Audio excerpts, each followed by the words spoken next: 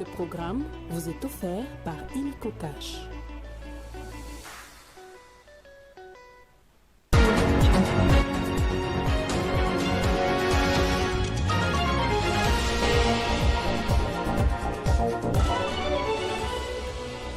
Pas de repos. Après l'investiture, les différents membres du gouvernement ont pris leurs fonctions ce jeudi.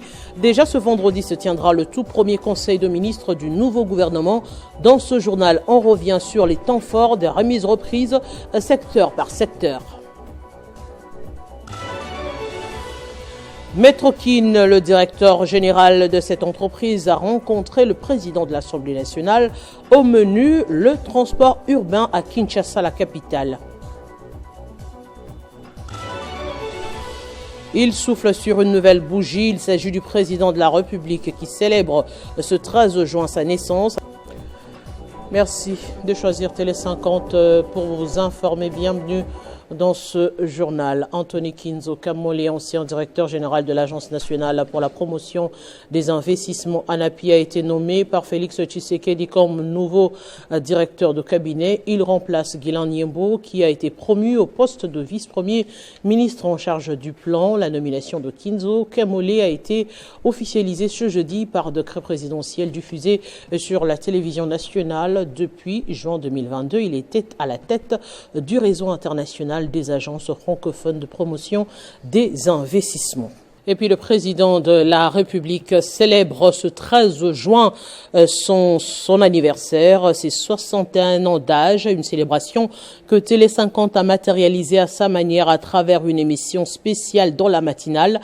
Parmi les souhaits et les vœux d'anniversaire d'hommes et d'acteurs politiques, Jean-Marie Kassamba est revenu sur le parcours de Félix Tshisekedi et son action à la tête du pays. Et on prend également ce message du parti Agissons pour la République du ministère d'État à l'aménagement du territoire au chef de l'État qui célèbre ce 13 juin son anniversaire de naissance. Message de vœux à son Excellence Félix-Antoine Tshisekedi Tshilombo, président de la République et chef de l'État. Excellence, Monsieur le Président de la République, en séjour solennel du 13 juin 2024, qui rappelle à notre peuple le jour de votre glorieuse naissance, au nom de tous les camarades des Agissons pour la République, AREP en sigle, parti membre de l'Union sacrée et chère à son Excellence Monsieur les mines d'État Guilandon Mboyo, ainsi qu'au mien propre, je vous souhaite un somptueux et heureux anniversaire. Que l'Éternel Dieu Tout-Puissant, à qui vous avez dédié la nation, vous guide dans vos pas, afin que vos 6 axes prioritaires réussissent pour les bonheurs de notre population, avec comme principe basique, le peuple est d'abord. J'ai profité de l'occasion de votre anniversaire pour vous réitérer la disponibilité des AREP et surtout de son autorité de référence, son Excellence les mines État Guilandon Mboyo. De tous ses élus nationaux et provinciaux, ainsi que de toute sa base disséminée à travers toute la nation, de vous accompagner sans faille. Fête à Kinshasa, le 13 juin 2024, Maître Camille Richard Kalele, secrétaire général. Et parmi les entreprises qui ont pensé au président de la République en ce jour d'anniversaire, nous pouvons compter notamment le Fonds d'entretien routier Foner. Sa direction générale et son conseil d'administration ont publié un communiqué de souhait au beau jour à Félix Tshisekedi. Message de vœux. Excellence, Monsieur le Président de la République, chef de l'État, en ce jour spécial de votre naissance, à vous qui dirigez notre nation avec sagesse et courage, le Fonds national d'entretien routier, FONER, tient par la voix de son conseil d'administration et de sa direction générale à vous souhaiter un heureux anniversaire et à vous exprimer sa reconnaissance pour votre engagement et votre leadership envers notre pays. Nous vous souhaitons, comme à notre nation tout entière, que votre chemin soit parsemé de succès, de joie et de prospérité. Que Dieu vous bénisse, Excellence Monsieur le Président. Kinshasa, 13 juin 2024, pour le directeur général empêché, Georgine Selemani Toulia, directeur général adjoint, D. Alonso Ngoy Lubika, président du conseil d'administration. Toujours dans l'actualité, zéro impunité, le ministre d'État à la Justice, Constant Mutamba, a pris ses fonctions ce jeudi. C'est la ministre sortant, Rose Mutombo, qui lui a remis les insignes et sceaux de la République. Le nouveau patron de la justice tient à faire vivre aux Congolais l'état de droit comme le souhaite le président de la République, les bonnes mœurs, le patriotisme, la justice pour tous. On écoute Constant Mutamba.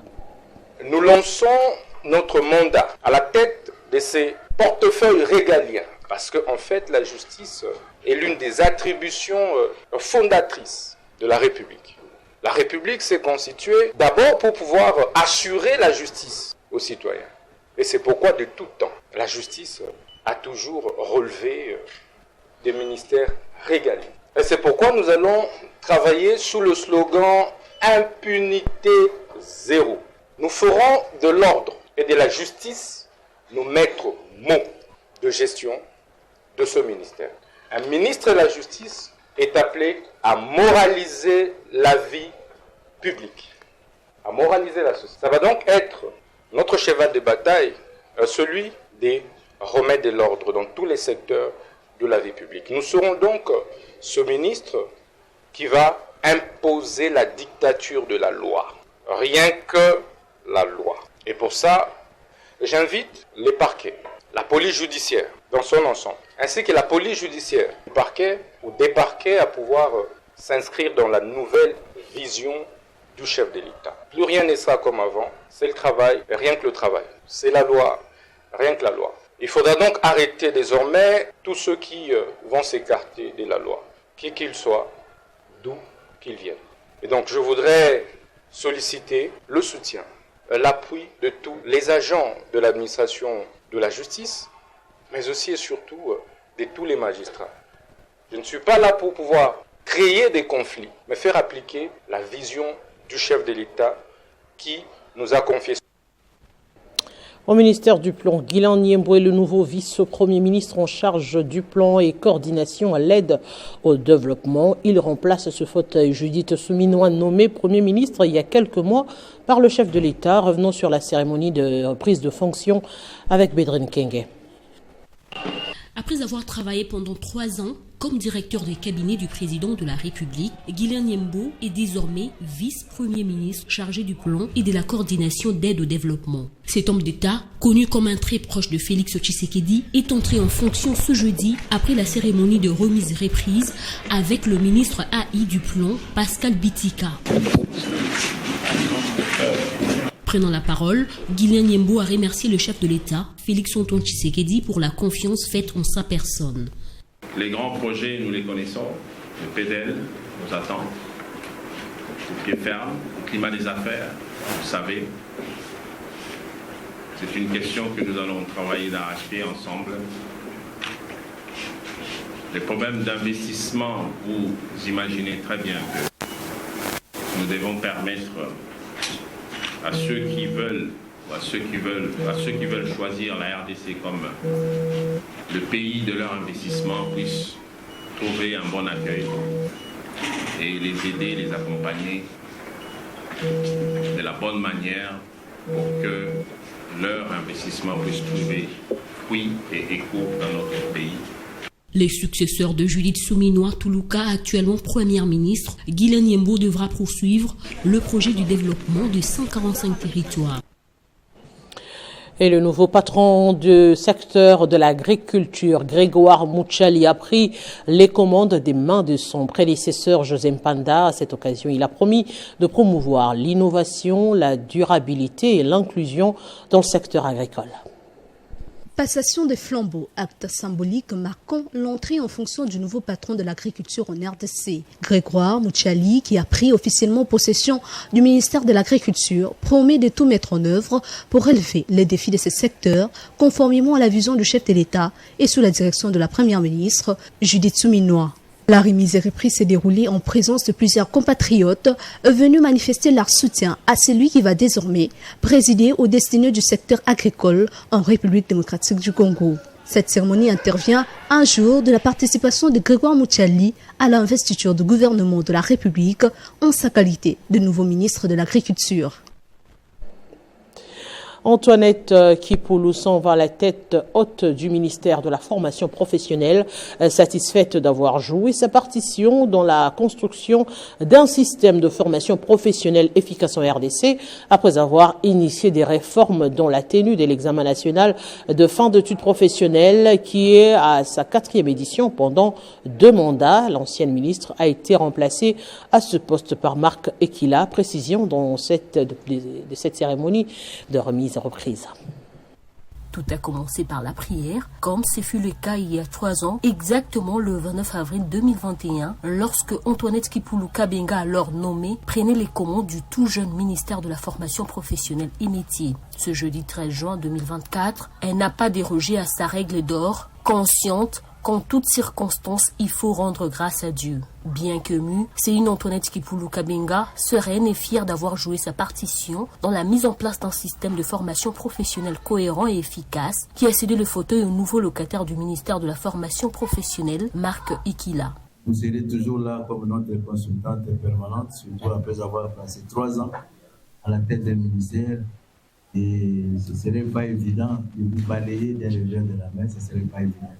Pour sa part, Antoinette Kipulu Kabenga en a profité pour remercier le président de la République pour la confiance placée en elle et n'a pas manqué de lui exprimer sa loyauté et sa disponibilité. L'institution des journées d'information syndicaliste et la célébration du mois de mars dédié à la femme sont à mettre dans l'actif des actions visant à établir un climat d'entente et d'harmonie susceptible d'influencer un bon rendement. La liste n'est pas exhaustive. Dans le chapitre de réforme, plusieurs innovations ont été apportées dans la gouvernance du ministère. À l'industrie, aux petites et moyennes entreprises, le nouveau ministre Louis Vatoum a pris officiellement ses fonctions ce jeudi. Toutes les 2 cérémonies s'y sont déroulées au bâtiment du territoire situé sur le boulevard Triomphal. C'était une double cérémonie de remise reprise ce jeudi 13 juin pour Louis Vatoum Kabamba, nouveau ministre de l'Industrie, Entrepreneuriat, Petites et Moyennes Entreprises, des ministères désormais fusionnés. D'abord à l'Industrie, Julien Paluku Kaongia, envoyé au commerce extérieur, a passé la main au ministre Vatoum Kabamba tout en lui souhaitant plein succès dans ses nouvelles tâches. L'Industrie et le commerce extérieur sont comme des ministères jumeaux. Les nouveaux ministres peut aisément relever les défis en comptant sur tous ces services mis à sa disposition. Le ministre Kabamba, profondément croyant, a rendu grâce à Dieu pour son élévation et témoigné toute sa gratitude au président Tshisekedi pour cette marque de confiance. Actualité oblige au ministère de l'entrepreneuriat, petites et moyennes entreprises. Tout a commencé par le vœu d'anniversaire au président Félix Tshisekedi. Le ministre sortant de PME, Désiré Nzinga, dit laisser un bel héritage à son successeur. Les grands défis actuels restent l'organisation de la foire internationale à Kinshasa. Louis Vatoum Kabamba, nouveau ministre de l'entrepreneuriat et PME, va s'inscrire dans la continuité tout en poussant encore loin les curseurs. J'ai dit qu'il peut vous faire confiance parce que vous avez bâti un homme dans l'entrepreneuriat. Je suis économiste de formation, mais entre l'école et le travail, c'est différent. Après l'investiture du gouvernement mercredi dernier, l'air est actuellement au travail. Et après 6 ans à la tête du ministère du Commerce extérieur, Jean-Lucien Boussa a cédé sa place à Julien Paluku en présence du secrétaire général au Commerce extérieur, Jules Mwilumbo, qui a supervisé la dite cérémonie des remises reprises. On écoute le secrétaire général. Ce ministère est sorti de l'ornière pour se hisser à une place de choix. Il est aussi vrai que tout n'a pas été accompli et qu'il reste encore beaucoup à faire autant que la recherche de l'insertion du commerce congolais dans le système commercial multilatéral reste une gageure d'une part et l'impératif de notre intégration dans le marché continental va inévitablement déterminer le positionnement de notre pays sur le chiffre africain.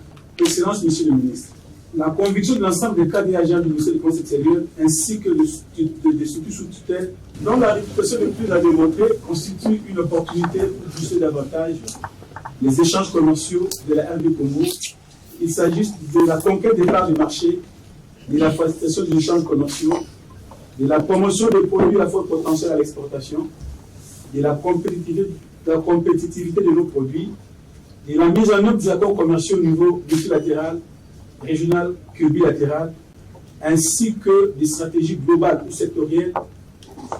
De ces faits, nous sommes rassurés que votre expertise dans ce secteur, aussi proche de l'industrie, vous permettra en collaboration avec toutes les structures de relever un grand nombre de défis. C'est ainsi que je profite de cette tribune pour vous rassurer de la disponibilité de l'administration du commerce extérieur ainsi que de toutes les entreprises sous tutelle pour que la présence à la tête de ces ministères soit parsemée de résultats positifs, appréciables par tous en vue d'un commerce extérieur réellement au service du développement.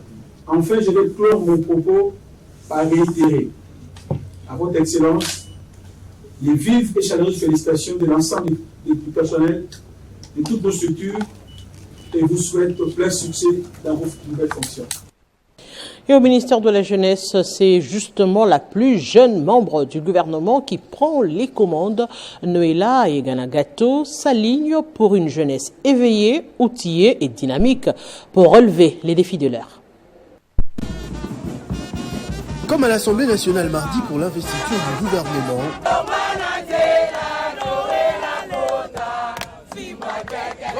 les jeunes se sont de nouveau mobilisés ce jeudi pour accompagner Noéla Yeganagato pour sa prise de fonction officielle à l'issue de la cérémonie de remise-reprise avec son prédécesseur Yves Bunkoulou. Une nouvelle fonction que la nouvelle ministre mesure la hauteur et les enjeux dans un pays en pleine consolidation des acquis.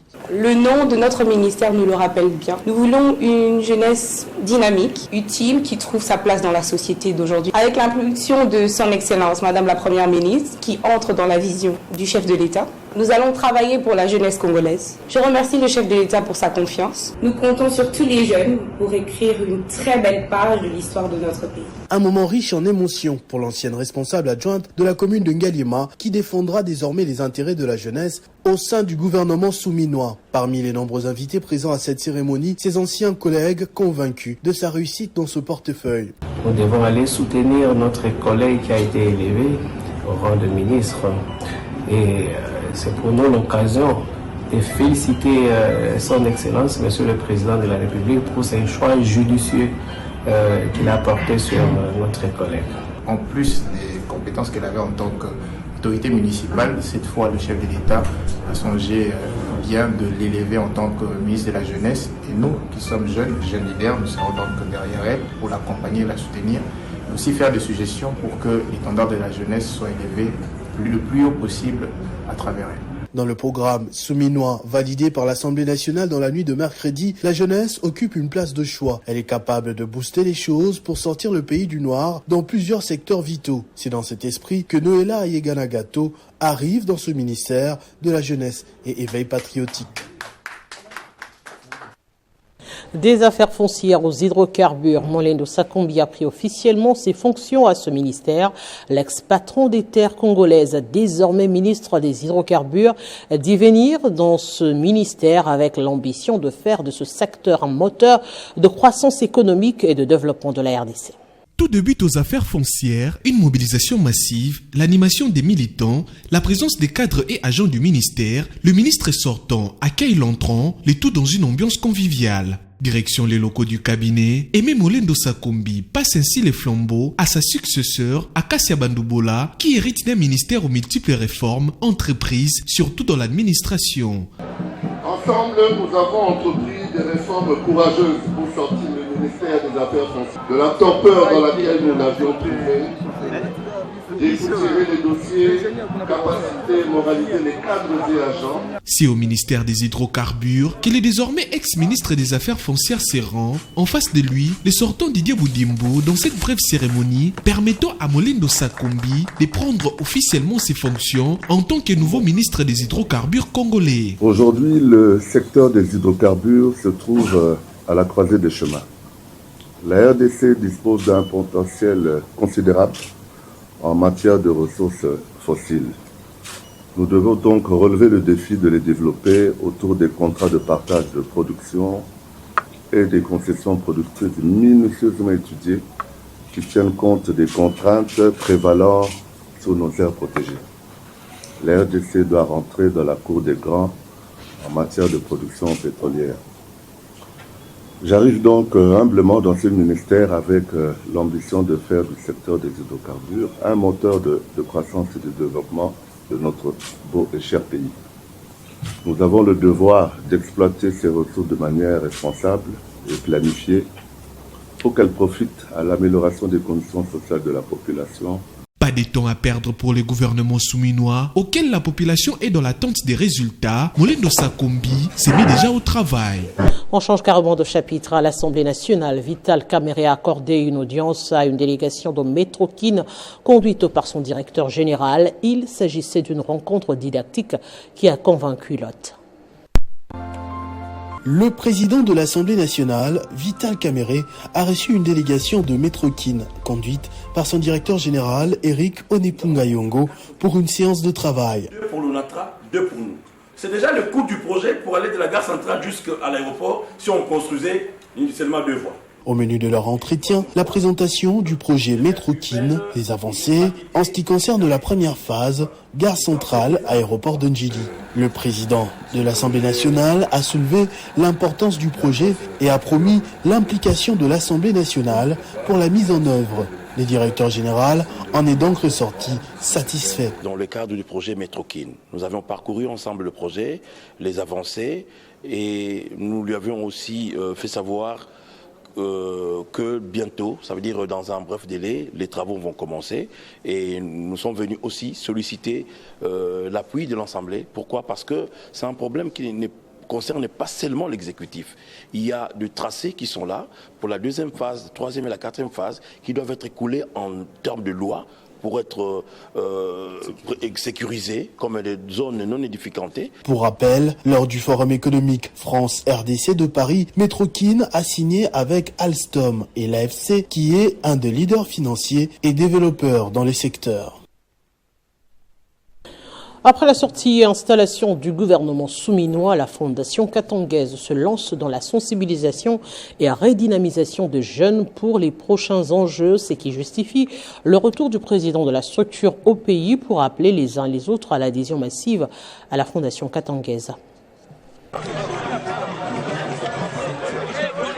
Après son séjour passé à l'étranger, c'est en triomphe que le président de la Fondation katangaise, Bangamoko Dieudonné, a regagné ce mercredi 12 juin 2024 la ville de Lubumbashi dans la province du Haut-Katanga. C'est vers 13h que l'avion qui transportait le numéro 1 de la Fondation katangaise a atterri à l'aéroport international de la Loano. Dès son arrivée, Bangamoko Dieudonné a été accueilli par les comités de gestion de la Fondation katangaise, les associations socio-culturelles de l'espace katangais ainsi que toutes les structures de jeunes de cette grande communauté des Katangais.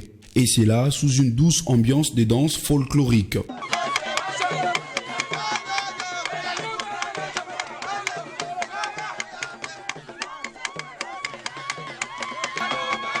Aussitôt après, le patron de la Fondation katangaise s'est dirigé vers le siège de cette structure située sur le boulevard Mtsiri pour une série d'audiences.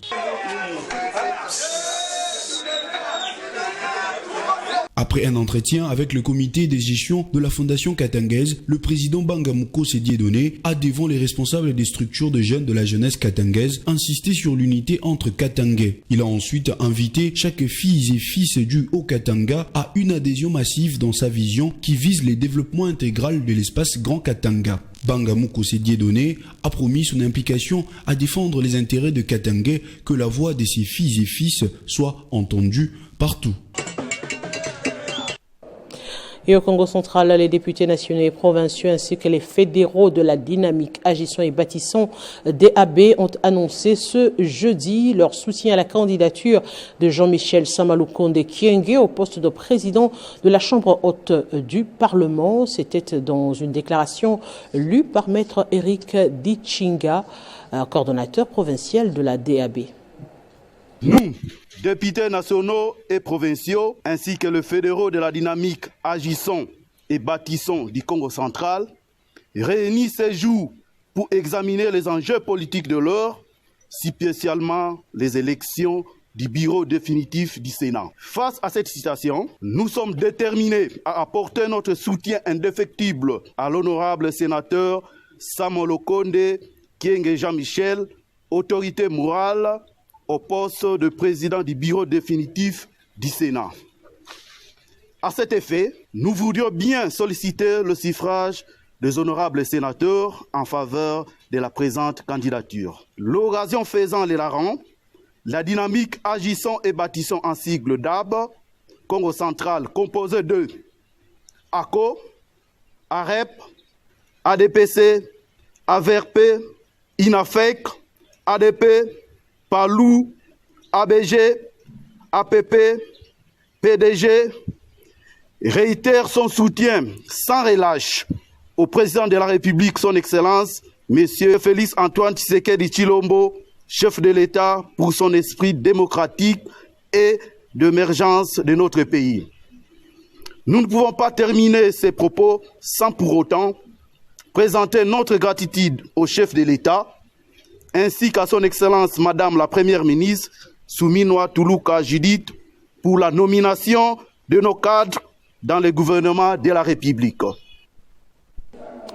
Et début ce jeudi à Goma, au Nord Kivu, de l'atelier pour l'amélioration du projet de cadrage du rapport Initiative pour la transparence des industries extractives ITIE RDC 2022. Son objectif est d'analyser et d'améliorer le projet du rapport de cadrage en vue d'intégrer les points de vue des parties prenantes et répondre aux exigences de la norme ITIE. Ces travaux sur l'amélioration du projet de cadrage du rapport ITIE RDC 2022, ouvert ce jeudi 13 juin 2024 à Goma, réunit toutes les parties prenantes. Il a plusieurs objectifs selon Baudry Omewa Tungandu, expert à l'ITIE en charge de la planification, suivi et évaluation. L'ITIE produit chaque année un rapport contenant des informations sur l'exploitation des ressources naturelles en termes de revenus financiers, les paiements de l'État, les paiements envers l'État et les perceptions de l'État auprès des entreprises. Et ces rapports sont précédés par un cadrage, c'est-à-dire par une délimitation dans le temps de l'espace de ce que le rapport doit contenir. L'ITIE a produit un cadrage qui devait être amélioré et c'est ce qui nous a amené ici au Nord Kivu, pour que les parties prenantes du Nord Kivu puissent avoir le temps de lire et d'améliorer le cadrage qui est le prélude du rapport ITIE à produire d'ici 31 décembre 2024. Pendant 3 jours à Goma, il sera donc question de convenir et recueillir les améliorations pertinentes à intégrer dans le rapport de cadrage. Problématique du fonds bleu de la commission du bassin du Congo, la nouvelle ministre déléguée près la ministre de l'Environnement chargée de l'économie, du climat, des affaires a séjourné à Brazzaville, plutôt de l'économie du climat tout simplement, a séjourné à Brazzaville. Stéphanie Mbumbu a été reçue par le chef du Congo, le président de la République, Denis Sassou Nguesso, c'est pour parler en qualité de président en exercice de la commission du bassin du Congo. Après la cérémonie d'investiture, la ministre déléguée près la ministre de l'Environnement chargée de la nouvelle économie du climat s'est rendue à Brazzaville accompagnée de sa collègue de l'Environnement du Congo-Brazzaville, Arlette Soudan Nanolt. Dépêchée par le chef de l'État, Félix Tshisekedi, dans le cadre de pourparlers du Fonds bleu de la Commission climat du bassin du Congo, Stéphanie Mbombo a été reçue par le président du Congo-Brazzaville, Denis Sassou Nguesso, en sa qualité de président de la Commission climat pour les bassins du Congo, CCBC. Son installation par le Parlement. Après le palais présidentiel de Brazzaville, la ministre déléguée à l'environnement a été invitée à visiter les chantiers du siège de la Commission du climat pour les bassins du Congo. Ici, les travaux avancent à pas de géant. Le climat en Afrique. Nous avons discuté sur la commission du climat du bassin du Congo, où le président Sassou, le président de la RDC, voudrait que nous puissions avoir une vision commune sur l'économie du climat, sur le prix du marché carbone, sur une stratégie commune de définir la vision globale africaine du climat. Vous savez, nous devons définir à partir de maintenant où irons-nous, comment vivrons-nous dans 10 ans, 20 ans, comment est-ce que nous définissons notre propre climat maintenant. Notons que cet entretien fait suite à la récente visite de la ministre de l'Environnement du Congo-Brazzaville à Kinshasa, mais aussi du plaidoyer de Mme Stéphanie Mbombo lors de la COP28 de Dubaï. Elle avait négocié et obtenu l'installation d'un institut du bassin du Congo pour la nouvelle économie du climat à Kinshasa, qui servira d'appui aux instances techniques des politiques climatiques. Et prend cet élément sur la société civile révolutionnaire qui propose les pistes de solutions pour lutter contre l'insécurité dans l'Est de la République démocratique du Congo. Plus de détails dans cet élément. Pays qui a tous les atouts mais qui ne produit absolument rien. Aussi longtemps qu'il y a des institutions appropriées mises en place. La question a été de savoir, quid de ces institutions-là? Il y a des ministères, il y a des services publics, mais la population continue toujours à souffrir sans des produits, tout comme denrées alimentaires, tout importé. Quand on arrive à importer le maïs, c'est une honte pour cette République. La RDC continue encore à être agressée par le Rwanda, qui s'est mystifié actuellement et multiplié plutôt avec la bénédiction du Kenya, de l'Ouganda, centre-sud du Soudan et aussi les multinationaux. Il y a la Belgique qui joue l'hypocrisie, la France également. Il y a les États-Unis qui constituent et l'Allemagne qui sont tous contre la République, qui nous imposent même le dialogue. Du gouvernement souminois qui a été investi par la même Assemblée nationale, aujourd'hui ils sont en fonction. Nous ne voulons pas attendre les cas de détournement dans les 90 jours, les cas de trafic d'influence. Le peuple attendait le changement dans le social, c'est-à-dire l'eau, l'électricité, les routes, les ponts, à manger et de développer notre sol. Nous avons demandé au président public, nous en tant que peuple, d'opérer un changement imminent dans l'appareil judiciaire, c'est-à-dire à tous les niveaux.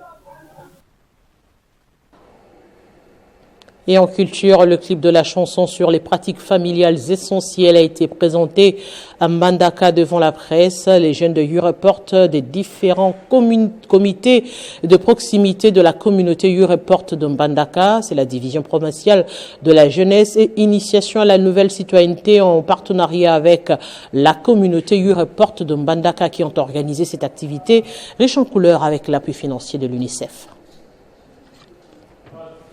Venons au rappel des principaux titres. Pas de repos après l'investiture. Les différents membres du gouvernement ont pris leurs fonctions ce jeudi. Déjà ce vendredi se tiendra le tout premier conseil de ministres du nouveau gouvernement. Dans ce journal, on est revenu sur les temps forts secteur par secteur avec les remises reprises. Metrokin, le directeur général de cette entreprise, a rencontré le président de l'Assemblée nationale. Au menu, le transport urbain à Kinshasa. Il souffle sur une nouvelle bougie. Il s'agit du président de la République qui célèbre ce 13 juin sa naissance. À cette occasion, politiques et autres personnalités lui ont souhaité un heureux anniversaire. Vous avez suivi les témoignages et les messages de vœux dans cette édition. Ce journal est complètement terminé, mesdames, messieurs. Merci de votre attention soutenue à Télé 50 et à très bientôt.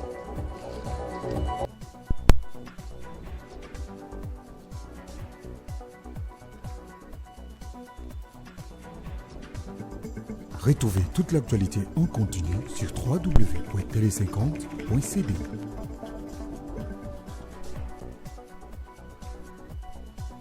Ce programme vous a été offert par Illico Cash.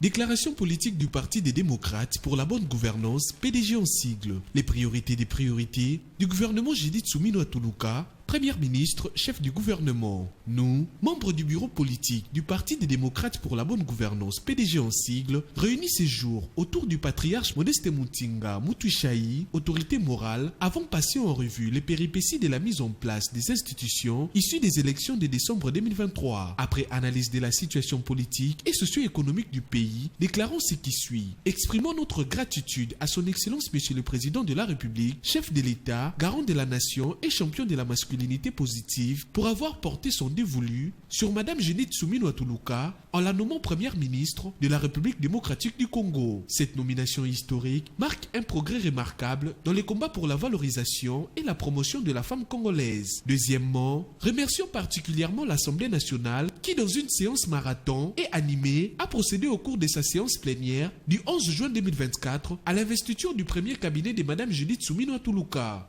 Cependant, guidé par ses valeurs positives pour la bonne gouvernance de ces pays et dans l'optique d'une prospérité partagée, devise de notre parti PDG, recommandons que soient retenues comme priorité des priorités les actions suivantes: sécurité, pouvoir d'achat de la population, routes, eau et électricité, et l'agriculture, pêche et élevage. En vue de réaliser ces objectifs vitaux à court et moyen terme, le PDG appelle la population à se mobiliser contre la corruption, la gabegie, les détournements, les tribalismes, les népotismes et toute autre forme de compromission qui pourrait affecter la mise en œuvre des 6 piliers du programme du chef de l'État. Par conséquent, le PDG invite l'Inspection générale des finances, la Cour des comptes et l'Assemblée nationale de poursuivre sans relâche leur mission de traquer les criminels économiques. Par ces messages, le bureau politique du PDG souhaite aussi joyeux anniversaire au président de la République et lui réitère sa loyauté et son soutien indéfectible. Pour terminer, le bureau politique adresse ses sincères félicitations à l'honorable Kiet Marie Moutinga et à M. Ndirabo Bamudo Sabouda, élevés respectivement au rang des présidentes nationales et secrétaire général du parti des démocrates pour la bonne gouvernance. Que vive la République démocratique du Congo, PDG debout, PDG avançant. Fait à Kinshasa le 13 juin 2024 pour le PDG Ndirabo Bamudo Sabouda, secrétaire général. Communiqué nécrologique. Les familles Mukwanga, Mabanvu, Mangala, Kabongo et Mulumba ont la profonde douleur d'annoncer à tous les ressortissants de Bandundu, Kwilu, Bulungu, Kilunda, Bilili, Mikwi, ainsi qu'à toute la communauté congolaise vivant en Afrique du Sud et en France, aux amis et connaissances, aux familles alliées, le décès de leurs fils, frères, grands-frères, petits-frères, neveux et beaux-fils, ingénieur civil Jackie Mukwanga Muzama, survenu le jeudi 6 juin 2024 à Paris en France des suites d'une maladie. Les programmes se présentent comme suit. Vendredi 14 juin 2024 à 20h35, arrivée de la dépluie mortelle à l'aéroport international de Njili pour la morgue de l'hôpital du Cinquantenaire.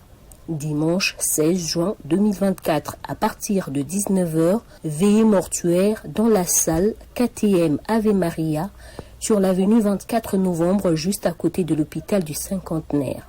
Lundi 17 juin 2024 à 9h, sortie du corps de la morgue du Cinquantenaire pour son exposition dans la salle KTM Ave Maria sur l'avenue 24 novembre, juste à côté de l'hôpital du Cinquantenaire. 11h, levée du corps pour la mise en terre au cimetière Nécropole 1 Tili.